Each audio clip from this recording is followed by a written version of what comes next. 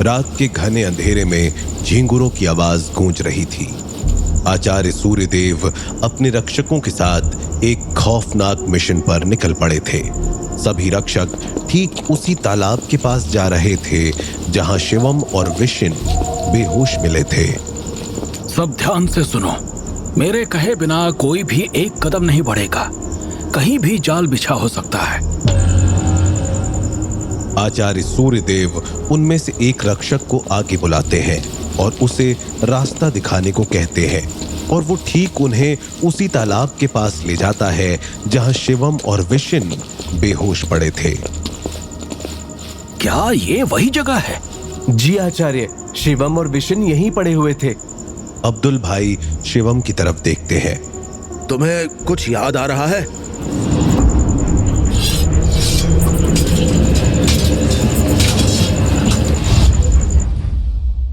शिवम और विशिन एकदम शांत खड़े हुए थे, मानो किसी ने उन्हें अपने वश में कर रखा हो। लेकिन तभी आचार्य सूर्यदेव की नजर एक झोपड़ी से आती हुई रोशनी पर पड़ती है। इतनी रात और वो भी जंगल में इतनी रोशनी कैसे? आचार्य, क्या हमारा वहां जाना ठीक होगा? आचार्य सूर्यदेव को यह बात सुनकर थोड़ा अजीब सा लगा। उनका सबसे होनहार रक्षक ऐसी बातें क्यों कर रहा है? सभी रक्षक झोपड़ी के अंदर ध्यान से घुसते हैं। अंदर एक अजीब सा प्रकाश चमक रहा है और ठीक उसके सामने एक हथियार रखा है जो अजीब सी ऊर्जा से चमक रहा है। यही है, यही वो हथियार है जिसके बारे में हमने सुना था। आचार्य सूर्यदेव, इस हथियार को हाथ न लगाइएगा, वरना आपके हाथ पर भी जलने के निशान आ जाएंगे। इतना बोलते ही शिवम अचानक से चुप हो जाता है। आचार्य सूर्यदेव शिवम के पास आते हैं और पूछते हैं, तुम्हें इस बात का कैसे पता? शिवम के पास कोई जवाब नहीं होता। वो बस अपनी नजरों को नीचे रखे हुए खड़ा रहता है। तभी आचार्य सूर्यदेव शिवम के हाथ को देखते हैं। उसके हाथों पर एक जलने का निशान पड़ा हुआ था। ये देखते ही सभी रक्षकों के बीच डर की लहर दौड़ गई। मुझे कुछ भी नहीं पता कि निशान कहां से आए। आचार्य सूर्यदेव जैसे ही उस हथियार को देखते हैं, विशिन की नजर सामने पड़े एक नक्शे पे पड़ती है। ये देखो, ये नक्शा, ऐसा लग रहा है ये असुरों के अगले कदम की योजना है। हमें इसे तुरंत नष्ट करना होगा, पर ध्यान रहे, असुर हमारी हर चाल पर नजर रखे हुए हैं। और तभी उन्हें दरवाजों के पास से कुछ आवाजें सुनाई देती हैं, जिसे सुनते ही रक्षक अपने अपने हथियार उठाते हैं। अचानक दरवाजा टूट कर गिरता है और असुर योद्धा अंदर घुस आते हैं। एक तरफ असुर योद्धा खड़े थे और दूसरी तरफ रक्षकों की सेना, और ठीक उनके बीच एक चमकता हुआ हथियार। रक्षकों, अपने अपने स्थान पर रहो, हमें इस हथियार को यहीं पर नष्ट करना होगा। ये तुम्हारी अंतिम गलती होगी सूर्यदेव। तुम हमारे रास्ते में आए हो और अब इसका नतीजा अच्छा नहीं होगा। इतना कहते ही असुरों की सेना अपने हथियार निकालते हुए रक्षकों की तरफ बढ़ती है। विशिन, पीछे से गेनो इन्हें। हाँ, समझ गया। सभी रक्षक एक एक करके असुरों को मार गिरा रहे थे, लेकिन शिवम और विशिन उनसे लड़ने में स्ट्रगल कर रहे थे। वहीं दूसरी तरफ अब्दुल भाई जेनिफर से अस्त्र डीएक्टिवेट करने के लिए पूछ रहे थे। आचार्य, मुझे लगता है मुझे पता चल गया है इस हथियार को कैसे नष्ट किया जा सकता है। जल्दी बताओ जेनिफर। इसके पावर सोर्स को डिस्ट्रॉय करना होगा। ये 4 बिंदुओं से एक्टिवेटेड है। सभी बिंदुओं को एक साथ डीएक्टिवेट करना पड़ेगा। अहमद भाई, आप मेरी बात सुन रहे हैं? जैसे जैसे जेनिफर बताती गई, रक्षकों ने मिलकर अस्त्र को डीएक्टिवेट करना शुरू कर दिया था, लेकिन साथ ही साथ उनके बीच का ये युद्ध बढ़ता जा रहा था। एक बिंदु डीएक्टिवेट कर दिया, दूसरा भी। और तभी पीछे से एक हाथ रक्षक के गले पर आता है और उसको पकड़ लेता है।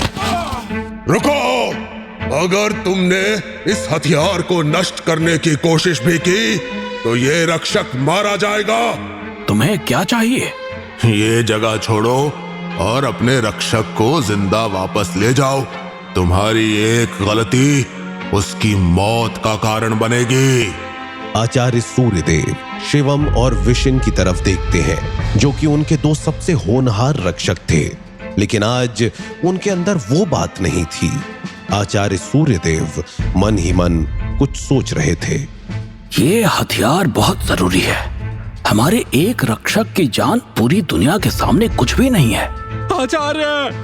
आचार्य सूर्यदेव दोनों फैसलों के बीच फंस चुके थे। एक तरफ था उनका रक्षक और दूसरी तरफ उनका कर्तव्य। कुछ भी हो जाए, हमें इस अस्त्र को खत्म करके ही जाना है। इतना सुनते ही कुछ रक्षक अस्त्र की तरफ जाते हैं और बाकी रक्षक असुर का सामना करते हैं। एक भयंकर युद्ध शुरू होता है। रक्षक अपनी पूरी शक्ति से लड़ने लगते हैं। उनकी एकता और ताकत दिखाई दे रही है, पर असुर भी उनसे कम नहीं थे। हम हार नहीं सकते। रक्षक हर असुर को पीछे ढकेल रहे थे ताकि वो अस्त्र तक ना पहुंच सके। आचार्य सूर्यदेव अपनी तलवार से एक भयंकर असुर को नीचे गिराते हैं, पर उसके साथ ही उनका ध्यान बाकी रक्षकों पर जाता है। रक्षकों संभल के, हम ये युद्ध जीत कर रहेंगे। जेनिफर के गाइडेंस से रक्षक अस्त्र को डीएक्टिवेट करने की पूरी कोशिश में लगे थे। समय बहुत कम है, जल्दी करो। तभी अचानक अस्त्र से निकलती हुई रोशनी कम होने लगती है और चारों तरफ एकदम अंधेरा छा जाता है। लगता है अस्त्र डीएक्टिवेट हो गया। क्या सच में? आचार्य सूर्यदेव की जय! आचार्य सूर्यदेव की जय! ये समय जश्न मनाने का नहीं है। हमने इस युद्ध में अपना एक रक्षक खो दिया है। हम चाह कर भी उसे नहीं बचा पाए, क्योंकि हमें लोगों को अस्त्र के हमले से बचाना था।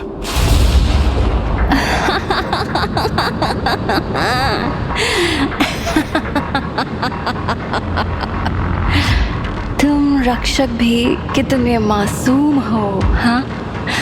तुम्हें बेवकूफ बनाना कितना आसान है, क्योंकि तुम सब दिमाग से नहीं, दिल से सोचते हो। कौन हो तुम?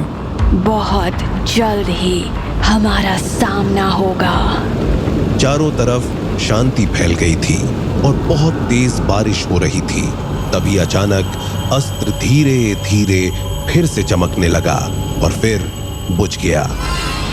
सभी ये देखकर चौंक गए। तुम्हें लगा था कोई भी चमकती चीज अस्त्र होगी? ये तो बस एक खिलौना था।